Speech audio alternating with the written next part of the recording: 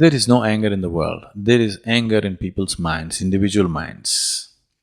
There is no such thing as anger in the world, isn't it? There is anger in you, there is anger in that person, there is anger in this person. Are you right now angry? Thank you.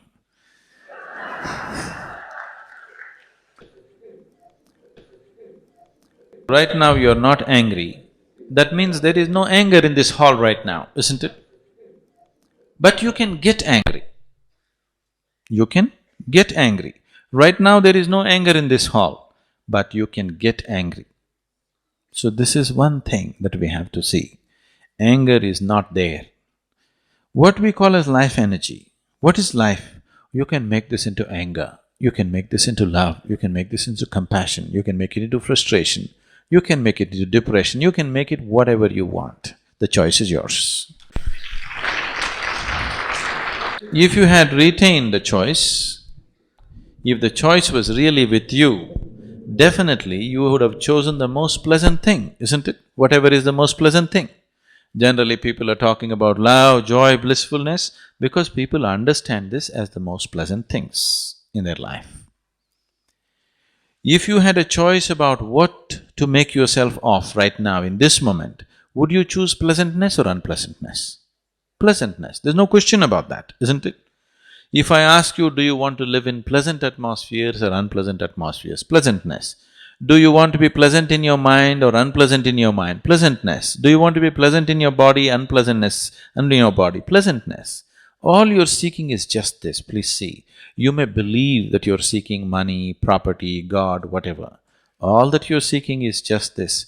You want to be pleasant in your body, in your mind, in your emotion and in your energies. This is all you're seeking. No, I am seeking God. No, somebody has told you if you seek God, you will become ecstatic. No, I want to go to heaven. Somebody has told you heaven is a more pleasant place than this one, that's why you want to go there. Or you made a hell out of your life, whichever way. Fundamentally, you are seeking pleasantness, isn't it? Now, this same scientist, because he talked about Emerson using the word Brahma, this scientist tried to look for a word to name the chemical which is being received by the cannabis receptors in the brain. He wanted to give a unique name and he studied every scripture on the planet to find an appropriate name.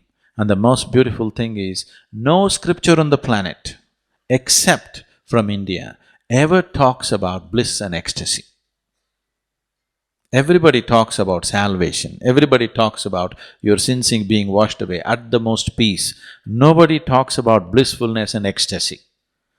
So, he called this chemical which is produced in the body as Anandamide. You know Ananda? Anandamide. So cannabis receptors are waiting to receive Anandamide. How much Anandamide you produce in this system, that is how blissful you will be. It can't be taken… if you take it in the form of an injection, you will become an addict. But if you generate your own Anandamide, you will be blissful always. So if you're blissful, would you be angry? No. Anger, life has found expression in the form of anger only because this life is not blissful, isn't it? If this was blissful every moment of its existence, question of anger or controlling anger or putting anger down doesn't even arise within you, isn't it? So, what is needed is, yes, there are situations in the world which may be causing anger, but I'm telling you, if you eliminate one situation, another situation will pop up. See, within your own family or within your own situation, do you see, for every small thing people can get angry? Need not be a major issue, yes? Not a life and death kind of issue. A simple thing in your house can make you angry or somebody else in the family angry, isn't it so? So it is not necessarily by settling all the problems on the planet that we will eliminate anger. First of all, if we teach ways of joyfulness and blissfulness right from childhood, we have not focused on this. As a humanity, we have not focused on making our children joyful. If they're making lot of joyful sounds in the house, usually adults will go and say, "Shut up." We have not encouraged joy and bliss as a part of our life. If people were more joyful, did you have to talk about controlling anger? It wouldn't come, isn't it? We need religions of joy, we need politics of joy, we need economics of joy. We need to bring that aspect into our life on all levels. If that is not brought into our life in every possible way, and methods to keep the system joyful above all, because without that, it'll become a fake joy that you're pretending or you're trying to be joyful. Now, if you are producing enough Anandamide in your system, you would be joyful, isn't it? I can show you 1,000,000 people for whom we have thought how to produce more Anandamide in the system, that without any reason people are just happy. People think, oh, if they all become happy, they will become useless. It is not so. Please look at your own life and see. On a particular day when you are happy, are you willing to do more? Or on a particular day when you are unhappy, are you willing to do more? When you're happy, you're willing to do anything, isn't it? When you're unhappy, you have to drag yourself through life. When you're happy, you're loving, you're generous, you're flexible, you're sensible, everything.